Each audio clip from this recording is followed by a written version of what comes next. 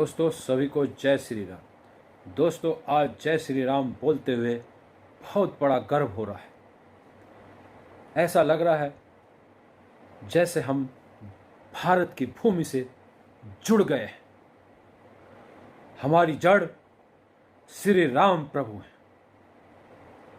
दोस्तों ये वो जड़ है जो सृष्टि की रचना करती है, पूरी सृष्टि से संबंधित है।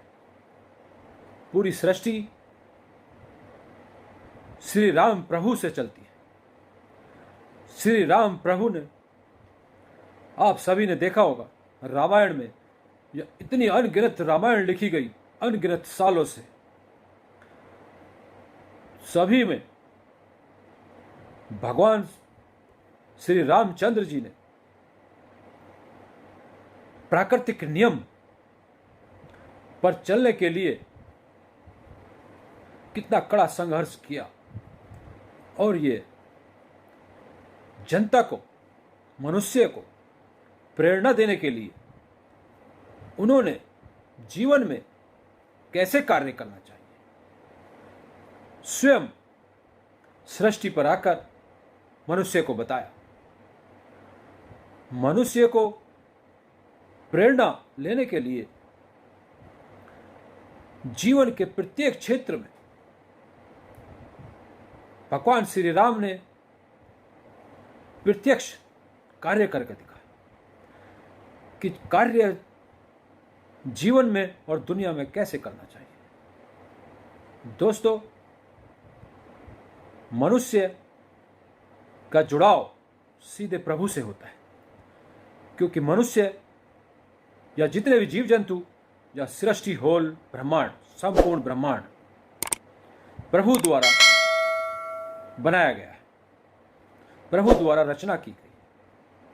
और इसकी रचना जब प्रभु ने की है तो प्रभु ही इस दुनिया को चलाते हैं।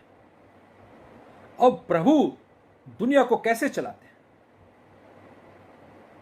वो ही प्राकृतिक नियम है। प्राकृतिक नियम अर्थात भगवान श्री रामचंद्र जी के नियम, भगवान के नियम, सृष्टि के नियम, भगवान के नियम। और सृष्टि के नियम या भगवान के नियम जितने भी हैं उनमें कभी भी अन्याय नहीं होता, वो न्याय से ही चलते हैं। फिर क्या कारण है कि इतनी समस्या मनुष्य को क्यों आती है? जब मनुष्य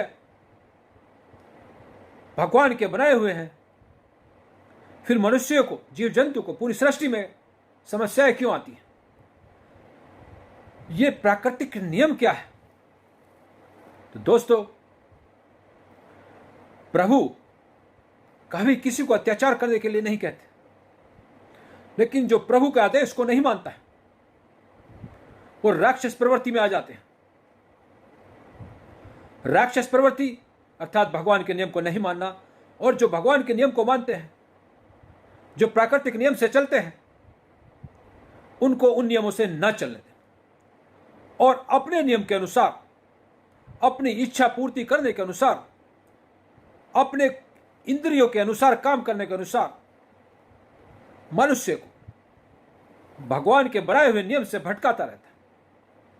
इसलिए प्रभु श्री राम राक्षसों का विनाश करने का आदेश देते हैं। दोस्तों भगवान, ये देखा होगा आप कि बहुत कुछ होता रहता है, लेकिन लोगों को लगता है कि भगवान स्वयं क्यों नहीं आते। ये पूरा ब्रह्मांड, ये पूरे होल सृष्टि ही तो भगवान है और भगवान ही इनको चलाते हैं। अब भगवान क्या है? ये जब सृष्टि बनाई गई, जब मनुष्य पैदा हुए, आर्य पैदा हुए, सर्वप्रथम पृथ्वी पर आर्य पैदा हुए, श्रेष्ठ मानव, उन सबको यह ज्ञान था, उन सबको यह ज्ञान प्रभु ने दिया था। और वो आर्यव्रत में पैदा हुए, अर्थात भारत को आर्यव्रत कहते हैं। तो दोस्तों, अब आर्यव्रत में आर्य श्रेष्ठ पैदा हुए, उन सबको ज्ञान था और प्रभु के आदेश से वो चलते थे। उस प्रभु के आदेश की अवहेलना जब से होनी शुरू हुई तो राक्षस प्रवृत्ति पनपी। अब राक्षस प्रवृत्ति पनपी, जो मनुष्य के दिमाग में विकार आ जाता है या मनुष्य प्राकृतिक नियम को अगर नहीं मानता है तो राक्षस प्रवृत्ति दिमाग में पैदा हो जाती है और वो गलत कार्य करना शुरू कर देते हैं। अब जब भगवान के बनाए हुए नियम अर्थात वेदों को सर्वप्रथम पुस्तक माना जाता है, शुरू में सुने हुए अर्थात प्रभु ने स्वयं मनुष्य को बताए थे कि दुनिया में कैसे रहना है और कैसे चलना है और कैसे एक लंबी आयु को प्राप्त करते हुए इस सृष्टि में सुखपूर्वक रहना है, प्रभु का ध्यान करते हुए और प्रभु के नियमों से चलते हुए। जब मनुष्य में विकृति आई तो मनुष्य राक्षस प्रवृत्ति की ओर गया। अब भगवान ने स्वयं को बिल्कुल स्वतंत्र बना के भेजा है और उस स्वतंत्रता के पीछे प्रभु ने अपना ज्ञान रखा है। मनुष्य को स्वतंत्र बनाना जरूरी था और स्वतंत्र बनाने के पीछे अपना ज्ञान जरूरी था। अब मनुष्य स्वतंत्र होते हुए उस ज्ञान को नहीं पढ़ पाता है, उस ज्ञान को नहीं सुन पाता है। जिसमें राक्षस प्रवृत्ति पैदा हो जाती है, उस ज्ञान को मनुष्य न सुन पाए, इस तरह की परिस्थिति पैदा करते हैं और मनुष्य अपनी बनाई हुई शिक्षा पद्धति लागू करते हैं और मनुष्य उनको पढ़ाते हैं और उनको पढ़ाकर मनुष्य को गुलाम बनाने की कोशिश करते हैं। अब दोस्तों, अब अगर देखिए, एक बड़ा भारी वर्ग सब पता होते हुए उसको बड़े दिनों से बात चलाई जाएगी कि आदमी को मंदिर से रोटी कैसे मिलेगी। दोस्तों, मैं आपको बताना चाहता हूं कि इस भारतवर्ष में